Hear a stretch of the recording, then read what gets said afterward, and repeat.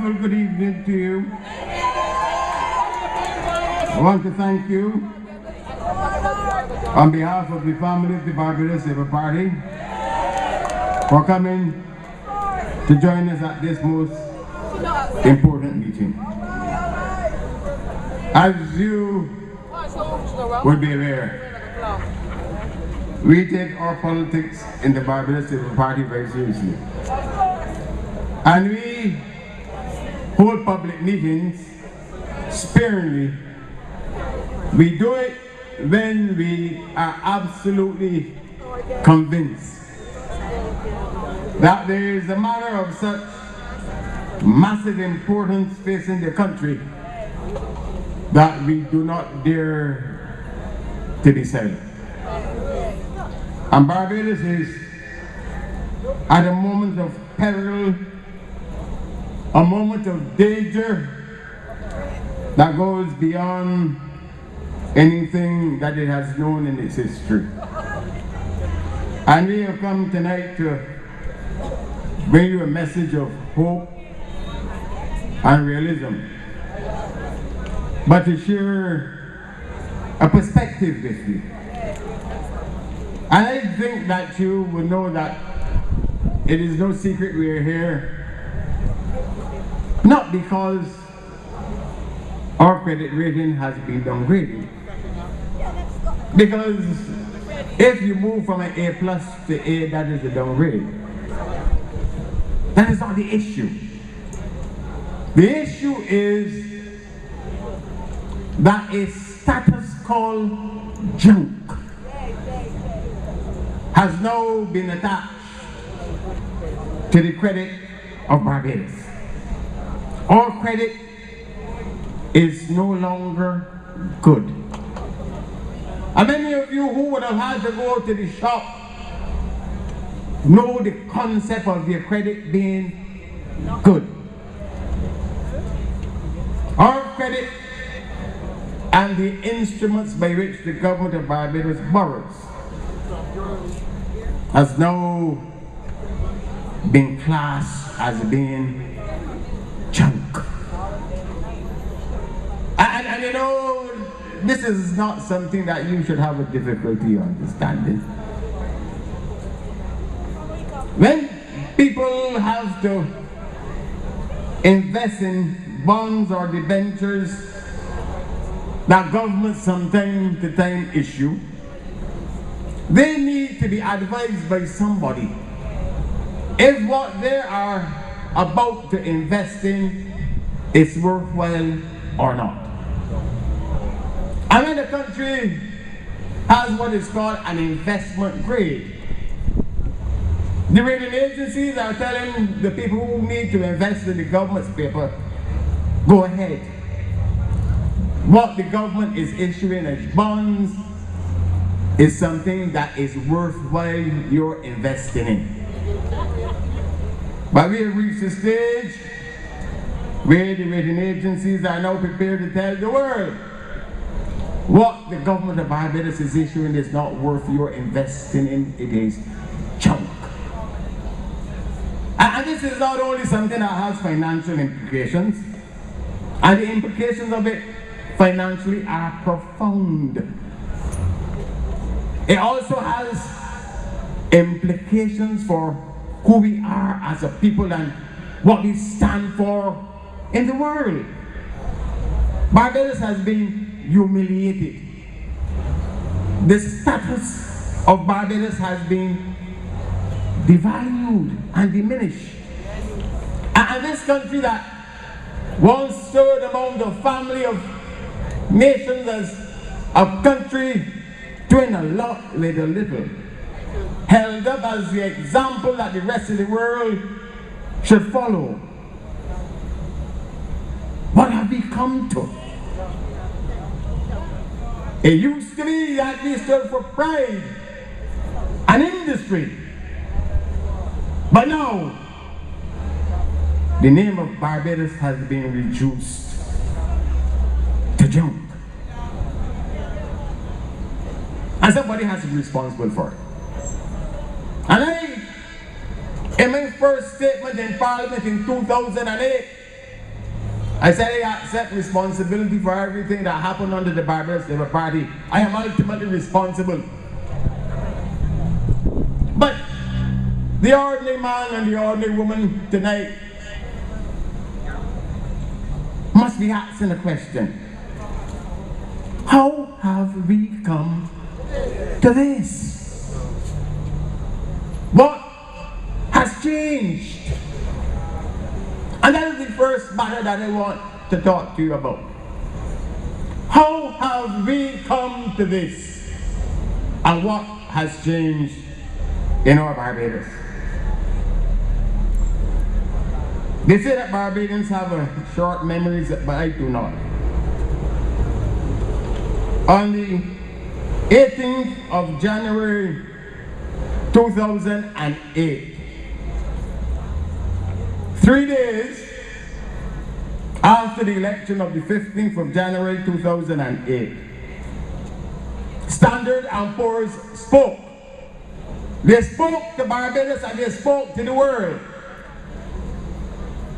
And they said, no major changes, please.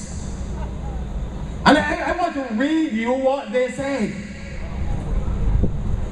Because if you're to understand what has changed, you need to be told what was said about us then. Standard & Poor's, through Mr. Richard Francis, said this. He says Standard & Poor's gave the Arthur administration, and this was in an interview with Tony Best. Standard & Poor's gave the Arthur administration good marks for the way in which it has managed the economy in the past 6 years. Good marks. And it gave Barbados a BBB+ sovereign rating, one of the highest in the Caribbean and Latin America. So Standard & Poor's wasn't telling the world that an Owen administration has left Barbados a junk, or a country that has no standing in the rest of the world, or that we did not know what we were doing. It says that the Owen administration gave it good marks for managing the economy, that we had one of the best credit ratings in the Caribbean and in the world. And then it went on and said this, because you have to hear this. No major changes in the nation's economic policies by the Barbados new administration, by the new government. Standard & Poor's says this government, Owen Arthur government, was a good government in managing the economy. No major changes, please, David Thompson. That's what the Wall Street is telling the international community as investors, analysts, and others in the money market. Look at Barbados. Mr. Francis said that despite the rhetoric heard on the campaign trail, the rating agencies, the rating firm didn't believe that the new government would deviate substantially from the policies followed by its predecessor, Owen Arthur government.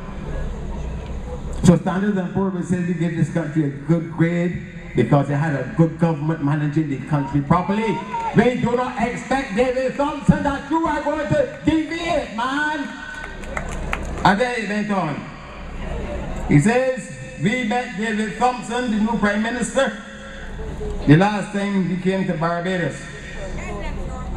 We got an idea that their general ideas, what their general ideas were, and they were not going to be different from Arthur's approach, only if that was true. There was the idea that there is a need to maintain macroeconomic stability and the need to keep the fiscal deficit relatively low. So 3 days after the Barbados Labour Party lost government in 2008, Standard & Poor's were saying, if you want to keep that good credit rating, no major changes in policy. And And they could say that with justification. That we took a government in 1994 with unemployment at 24% and left it at 6.7. That didn't happen by chance. We took a country where there was a fear of devaluation. And left it with $2.8 billion of reserves. That is the only thing that is keeping Barbados going today. Those things didn't happen by chance. We left a country where people were saving and investing. So that the question is, what has changed? Why have things changed? And where have those changes led us? That is what this issue now must be about. Why is it that an economy that was regarded as the best performing, best managed economy in the Caribbean in less than 4 years is now regarded as the worst performing economy, the worst managed economy in this region? Why have things gone haywire?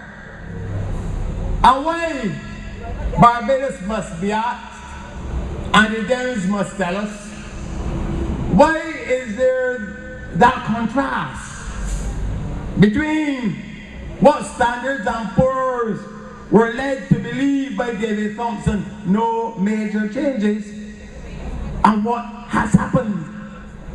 Because if you could explain that issue, the difference between what serious people were led to believe and what has happened, you better be able to explain why it is that a country that was once held up as a symbol of good management has been reduced to junk. And why, David Thompson, wherever you are, why wasn't Standards and Poor's advice followed? No major changes.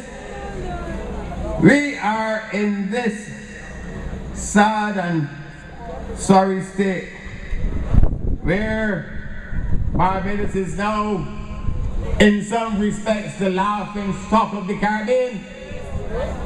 A symbol of pride and industry now reduced to junk, we become a laughing stock.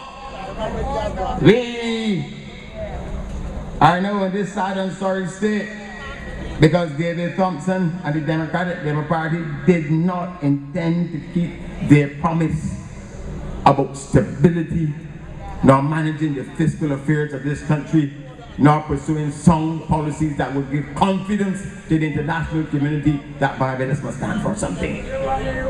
From the very outset, Thompson, despite telling Standards and Poor's that no major changes, started changing things. His first budget, inspired by spite. Inspired by spite. And if you set out in the wrong way, you end up in the wrong location. Imposed over $100 million of taxes on the people of Barbados, under the pretext that he had to find the money to pay for the flyovers that were not to be built. I don't really remember that first budget. I asked one question in my respect to the budget: are you doing the right thing for the right time, in the right reason, in the right time? Why are you imposing $100 million of taxes on an economy that is about to go into recession? Haven't you seen that for 14 years? We had a policy to get people to keep money in their pockets to be able to spend.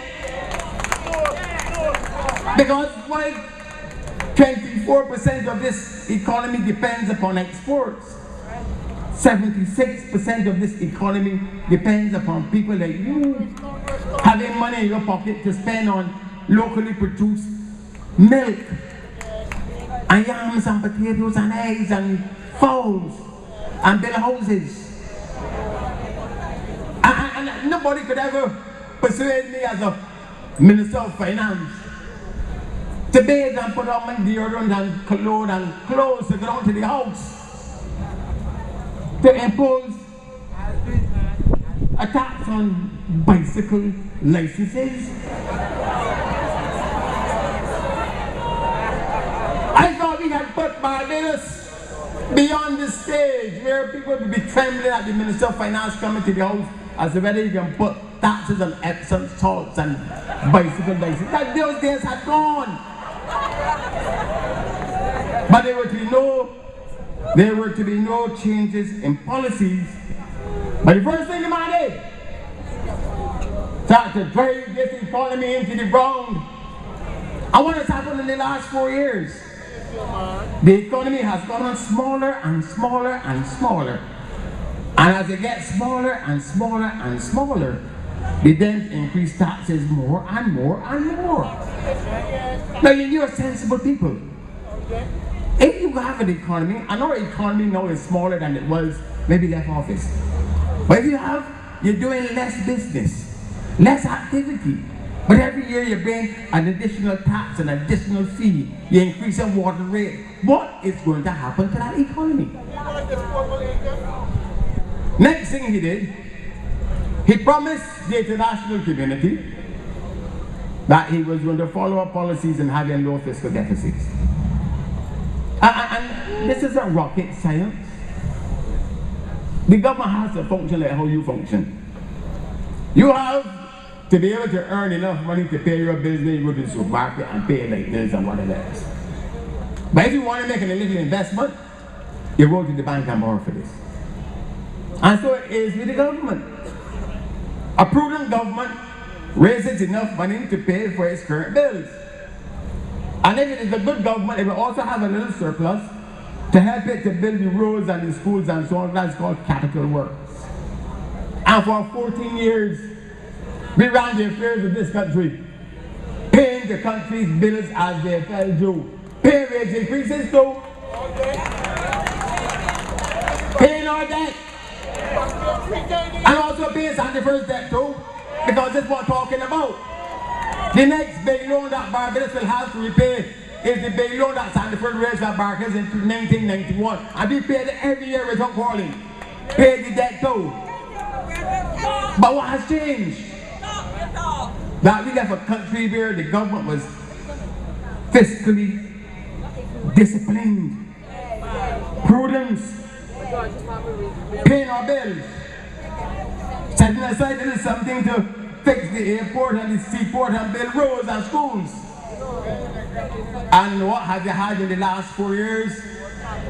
That government that now has to go to banks and borrow money to pay its current bills, like how you will have to go to the bank to buy food. If you were doing that every month, sooner or later the people do step off the compound, you come to the wrong place. And what is happening now, and what has changed, is that you have a responsible government in this country that was paying our bills as they fell due, generated a little something to invest in the country's future, replaced by a government that threw all of that through the window, despite what David Thompson told the rest of the world. And the international community, through Standards and Poor, is saying enough is enough. Clive Maskell has been saying this every week.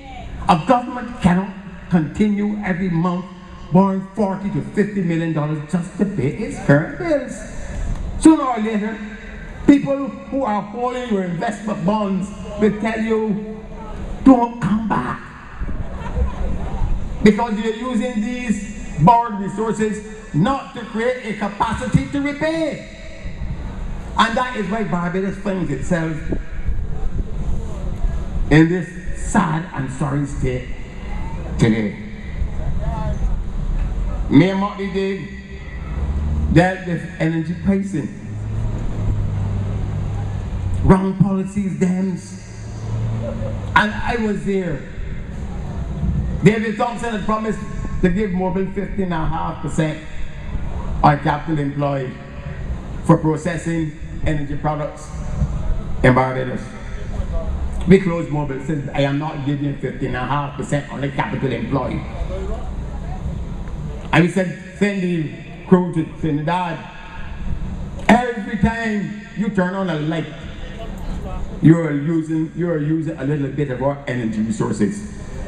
Because this is let Trinidad process it for us, let it come back as fuel oil, and let that fuel oil, let our crude benefit every Barbadian. Because every Barbadian uses electricity. But if you're BNOC, you're not getting me 15.5%. You're doing this as a service to the people of Barbados. You're getting 1%.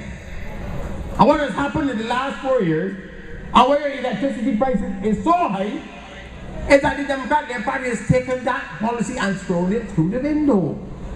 And that they have allowed a company owned by the government to rate Barbados worse than Mobile. And that's what Mayor Motley says, that BNOC, we own that company. And is abusing and exploiting the people of Barbados. Here's the bell, where are you? Where is the Minister of Commerce? If a private sector company was doing to the Barbadian public what BNOC is doing to you, the government would probably close them down. So, what has changed?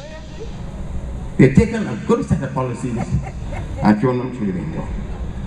And they could go on and go on. The Democratic Labour Party is making you, the people of Barbados, pay for their political program. The Democratic Labour Party is not interested in development. The Democratic Labour Party is interested in using your resources to try to win a government. So there's no program for the development of Barbados that you have under Barbados Labour Party government. You've got a constituency councils where the second 11 of the Democratic Labour Party is walking around looking to hand out favors in order to get votes. This is what Barbados has come to. And this is why we are in this sorry state. And this is why we are now reduced to junk. We are now in a situation, and the people in this constituency has to hear it. Barbados has become and has been made the victim of inertia. And don't believe me. How much more time now? 17. No, you mean 25. Because my clock it says 25 to 11 in a second, so next police, so how about me? Oh, that better. Inertia. It's not about international recession. Chris Sinclair led a coup against the Prime Minister of Barbados. The others did not say that they were part of it, but he said that he was. And he led a coup against Frontal Stewart for inertia. And the question that will arise in this election is American Northwest. If Chris Sinclair does not want Frontal Stewart to be his Prime Minister, why should you?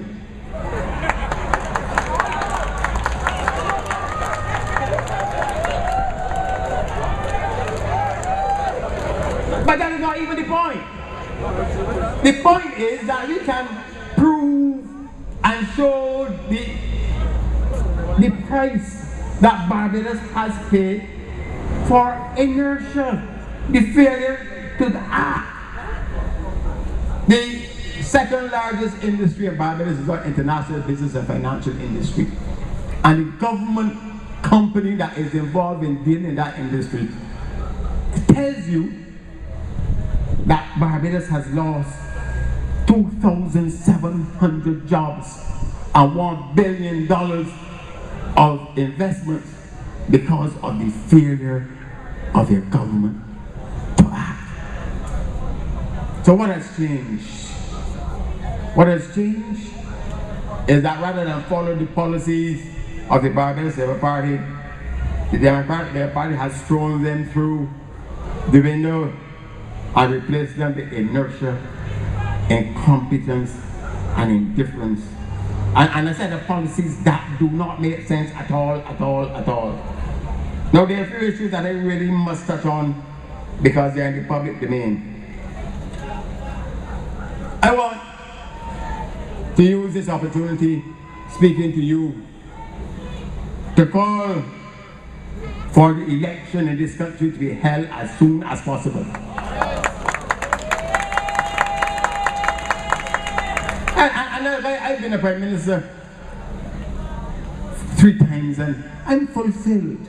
And it is not about being power hungry, but it is important, given what faces Barbados, that you get the election out of the way, so that the country can deal urgently with the matters that are not being dealt with, but that must be dealt with if Barbados is not to go under even more.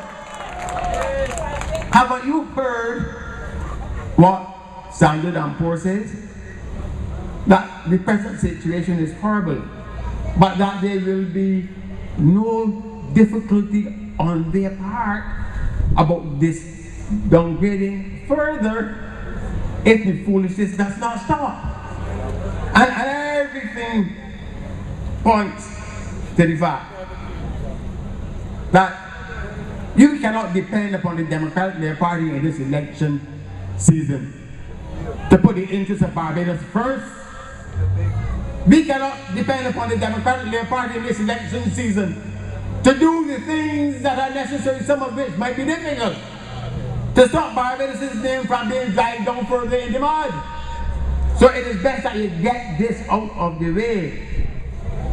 Get the election out of the way so that the difficult things that must be done to restore and rebuild Barbados can be done. But we need the election now, because the Democratic Party is behaving like the Iraq army when they had to leave Kuwait. It will mash up and break up that which it has to leave. Now, there are some serious problems that are confronting this country. Can you believe that in the face of a downgrade, in the face of a situation where Standard & Poor's is telling the government, unless you control your spending, you're going to jump.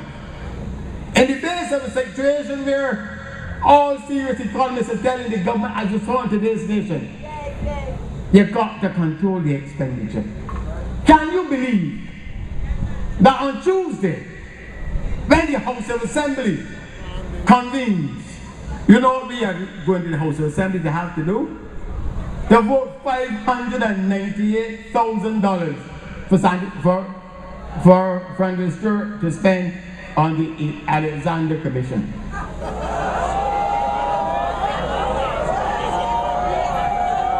Must I repeat that, please? That on Tuesday, all of us are supposed to gather in the House of Assembly to vote $598,000 to spend on a commission that is not needed. I see that from the church of better money himself. I feel so. We should be going to Parliament to talk about Clico. There are 30,000 people out there who do not know if they're coming or going. Sucking salt. Serious problems have been faced. Civil servants haven't gotten an increase since 2008. And they are going to Parliament. To do what? To do what? Pay $598,000 for commission to prepare a report when a report already exists, and everybody knows what needs to be done at Alexander School. And the foolishness has to stop. That's not the only foolishness that is taking place in Barbados. Dennis Lowe and his ministry, at a time when the government cannot pay existing wages or increase wages, being allowed to take on more and more and more people to do what? Cut down bush besides the road. It has to stop.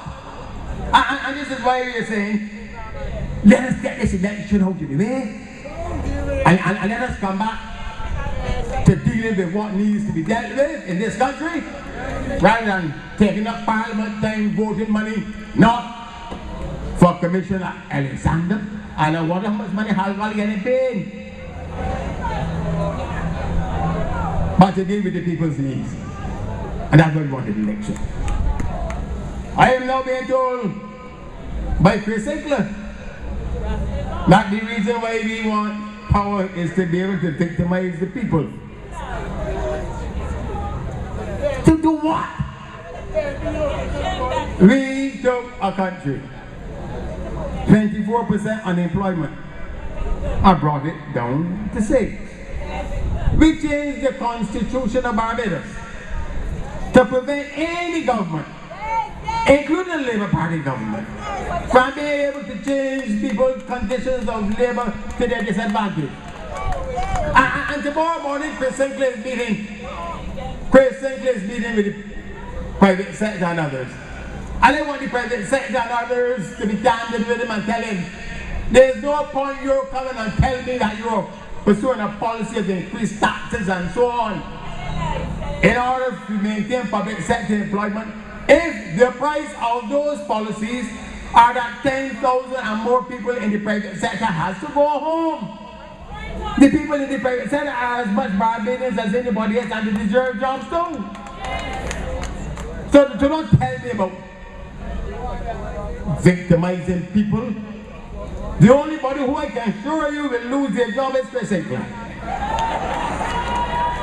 And there might be a few others, political appointees, like Peter James, who join your money for doing nothing.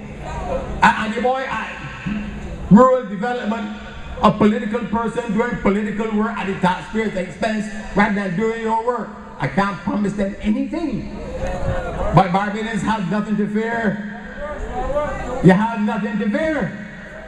We take pride in being able to say that we so manage an economy that we create jobs rather than destroy them.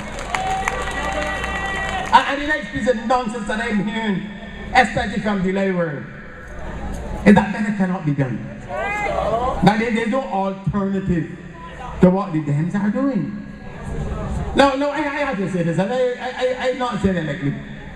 But when the lay world is given to mistake, he's given to magnificently large mistakes. You saw how he sought to change the way in which we compute unemployment to make the unemployment numbers look better than what it is. That is not the lay world's biggest mistake.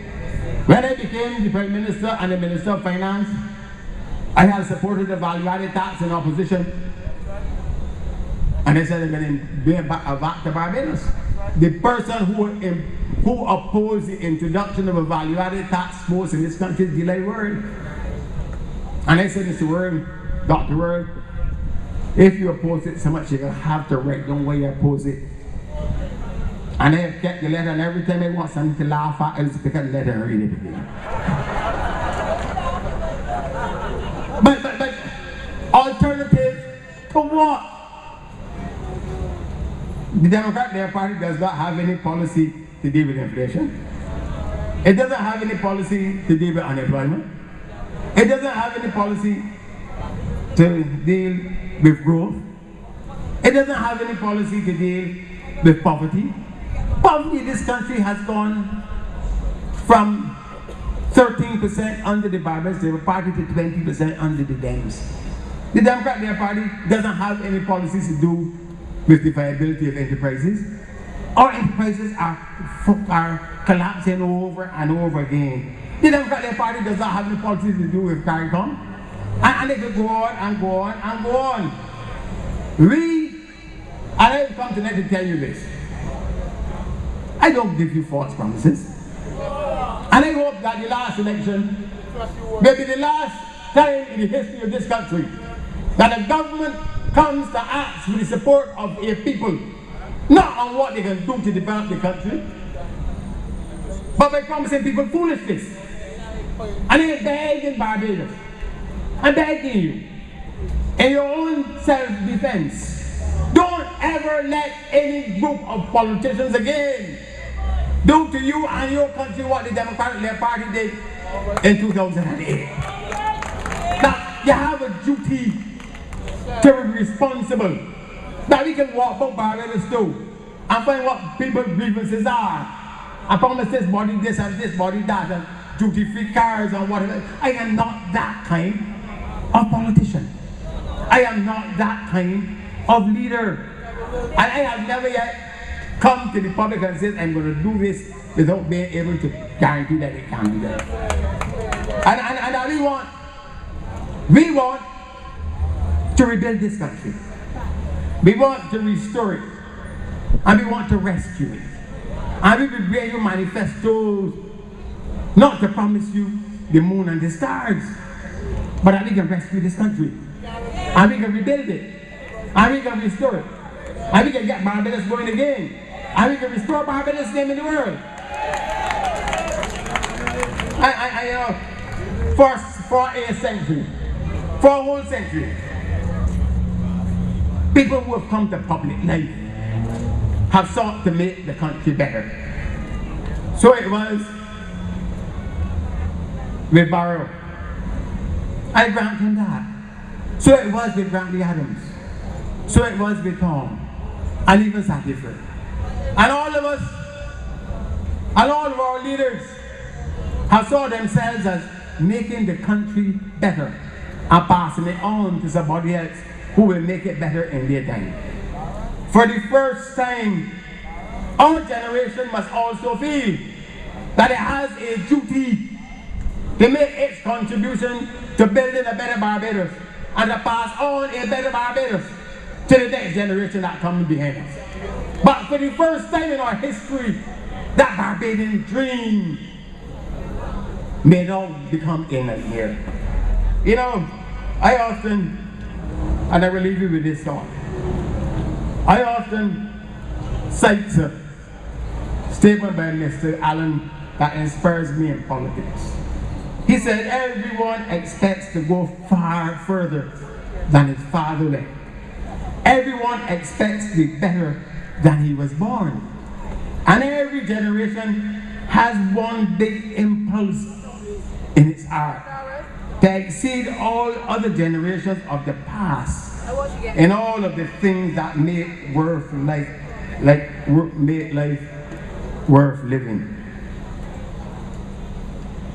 This is the Barbadian dream for each generation, to do better than the generation before. But it is precisely that Barbadian dream that is now being challenged by the incompetence and the inertia of this administration. And as I said, a country that was once known for its pride and industry is now going to be going for junk. People can no longer see the future. People can no longer see beyond the horizon. And I've come to ask you one question. Will we stand idly by, silent and mute? What will we tell our children? I know what I will tell mine. And I will tell them on behalf of your children that God gave me certain talents which I must use in my country. That my parents wanted me to be the best that I could be. And that my country gave me that opportunity to be the best that I can be. I want Barbados too to be the best that Barbados can be. And in the name of my children and your children, I want to be able to pass on to Barbados a Barbados which is better than the Barbados I inherit. And that is what motivates me. And I have come tonight to Deacons in the heart of a constituency represented by a failed Minister of Finance to tell you, come and join us in the Barbados Labour Party in this mission of rescue, to rebuild and to restore our proud country. Good night, and God bless each and every one of you.